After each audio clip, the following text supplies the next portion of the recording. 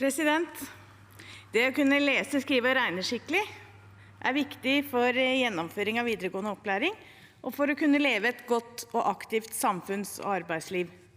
Kvalitet i skolen er for meg at hver enkelt elev får oppfylt sitt potensial til fulle. Skoleeier, altså kommunestyrer og fylkesting, har ansvar for å gi alle elever undervisning av høy kvalitet i en inkluderende skolehverdag. Dersom Johannes eller Aisha ikke lærer å lese, er det skoleeiers ansvar. Bevisstgjøring rundt hva en god og ansvarsfull skoleeier er, og hvordan godt skoleeierskap utøves, er helt nødvendig. Vi mennesker er jo forskjellige, både som små og store, og nettopp derfor er det jo viktig at skoleeier systematisk følger opp hver enkelt elev for å sikre at ingen blir hengende så langt etter at det er vanskelig å ta igjen. Av de grunnleggende ferdighetene er lesing den aller viktigste. Kan du lese, er hele kunnskapsuniverset åpent for deg. Kan du ikke lese, er faren for utenforskap stor. Skolens plikt til intensivopplæring er usedvanlig viktig. Det er den innsatsen som kan gjøre den store forskjellen for enkelte elever og for oss som samfunn. Vi har ikke råd til at hverken Aisha eller Johannes blir hengende etter og ikke knekker lesekoden.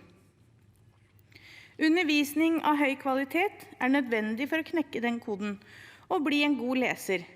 En inkluderende skolehverdag får du også først når du kan delta på like vilkår og bli inkludert både i det sosiale fellesskapet og i læringsfellesskapet. Grunnleggende leseferdigheter er nødvendig for å tilegne seg kunnskap, men også for aktiv deltakelse i det sosiale fellesskapet. Mangelfull satsing på intensivopplæring i småskolen legger derfor premissene for om elevene lykkes med videre skolegang.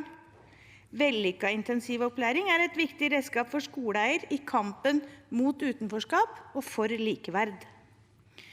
Skoleeier har ansvar for å legge til rette for at intensivopplæring kan gis til hver enkelt elev, uavhengig av bostedskommune og størrelse på klasse og skole. Vi vet det er store forskjeller i skolen, både mellom kommuner, mellom klasser og skoler. Små skoler har ofte færre administrative ressurser og mindre fleksibilitet. Ofte er klassene mindre og lærerne færre. I distriktene har vi også mange fådelte skoler der elevene på ulike trinn går i samme klasse. Kvalitet i undervisningen avhenger ikke av skole- eller klassestørrelse. Fortsatt er læreren den viktigste enkeltfaktoren for elevers læring og trivsel. Forskning viser at det viktigste er målrettet arbeid over tid og klare prioriteringer fra skoleeiers side.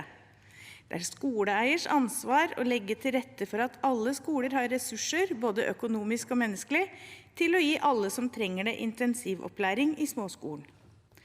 Nettopp fordi det er skoleeiers rolle er det så viktig og helt nødvendig at regjeringen har tydelige oppdrag og klare forventninger til skoleeier. Regjeringen har vist vilje til å styre kommunene gjennom å premiere de som har mange små skoler, framfor de som planlegger for fremtidige barnekull og best mulig ressursutnyttelse. Jeg forventer at regjeringen viser samme vilje og evne til å styre kommuner slik at alle elever som trenger det får intensivopplæring i 1. til 4. trinn. Skoleeiers ansvar bør bli en av kommende valgkamps viktigste saker, for det er jo tross alt vår felles fremtid det er snakk om. I sitt innlegg nevner statsråden at hun har tillit til lærerne. Jeg har også tillit til og stor tro på alle lærerne som hver dag gjør kloke vurderinger og gir god undervisning i norske klasserom. Men det er også skoleeier som må sette dagsorden og gjennom systematisk arbeid over tid gi lærerne både handlingsrom, økonomi og verktøy for å prioritere intensivopplæring og tilpasset opplæring for alle elever. Og gode skoleeiere har tydelige mål for sine skoler og sine elever i sin kommune. Systematisk arbeid over tid er ikke nødvendigvis enkelt, men det er helt grunnleggende viktig for det norske samfunnet.